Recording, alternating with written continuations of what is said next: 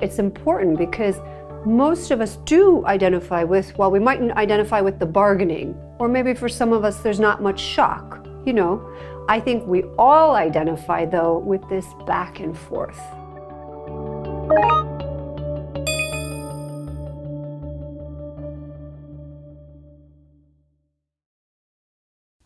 As we go on, we're going to be talking a lot more about all of those symptoms, and in particular the psychological and the spiritual. We're really talking a lot about digging into those, For now, I want to do just a small exercise, though, on the physical ones, because those are very real.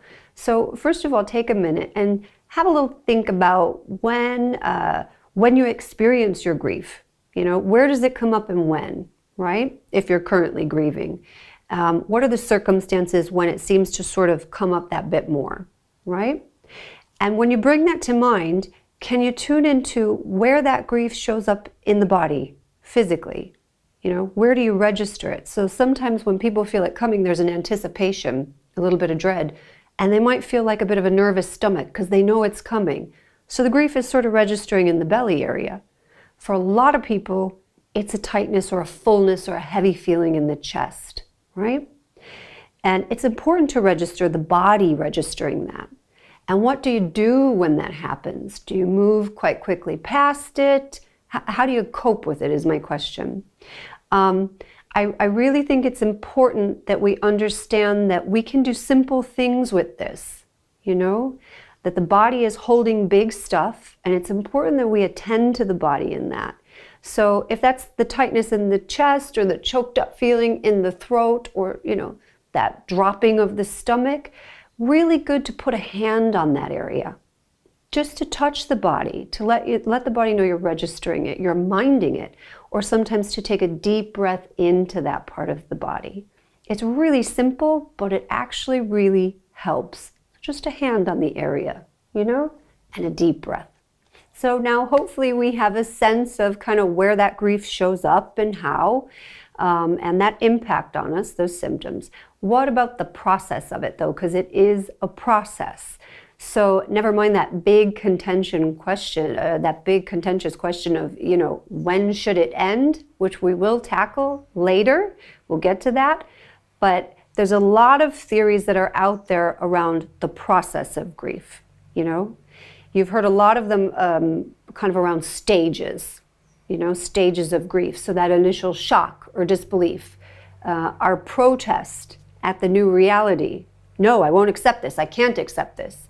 Guilt or anger, the bargaining that we do sometimes, right? This is like Kubler-Ross and all of that. And I think very simply, that craving or longing for the person. Now that one is, I think, kind of present in all the theories. It's probably the one hallmark. I'm craving this person. I'm missing this thing. And just on that experience of craving or longing or searching and seeking, I know that I keep repeating it. I'm probably going to repeat it in many of the things we speak about. And I do it on purpose because it's such a visceral and relentless part of the grief experience, and there is something about just naming it and saying it out loud that really helps just a little bit, okay?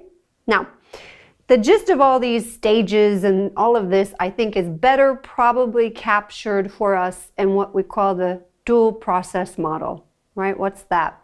Well, that's a model of understanding grief that really sort of gets the way in which we sort of move from the grief space, where we have all the pain and the symptoms and the ache, all those sorts of symptoms that we talked about.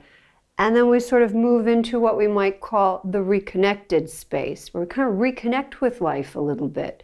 In that model, they call it restoration. So from grief to restoration, it's like a pendulum moving back and forth. And I think, it's important because most of us do identify with, well, we mightn't identify with the bargaining, or maybe for some of us there's not much shock, I think we all identify though with this back and forth.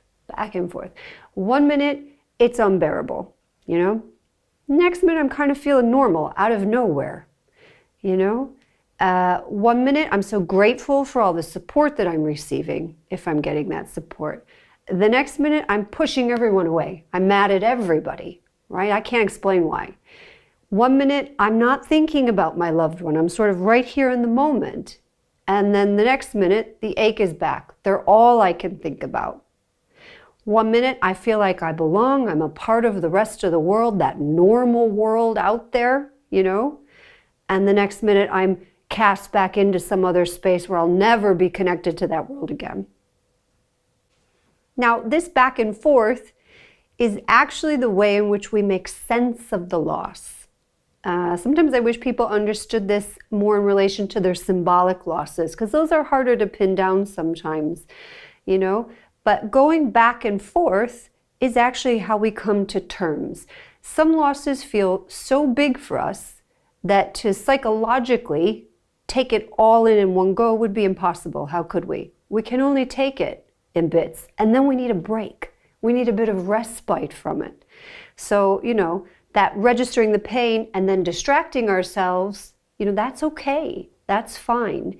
That remembering the life before the loss, you know, that's okay. And, you know, certainly doing things that indicate to us life is going to go on and I am going to feel better than I do right now. Those are all good. Very, very important. It would be very hard to get through the grief experience without those. As we go forward into some of these other subsequent things that we're going to be speaking about, just keep an eye on remembering the symptoms, how you register grief, and taking care of yourself in those symptoms. And also remember that process, that back and forth, because that back and forth is very, very important. And we'll talk more about that.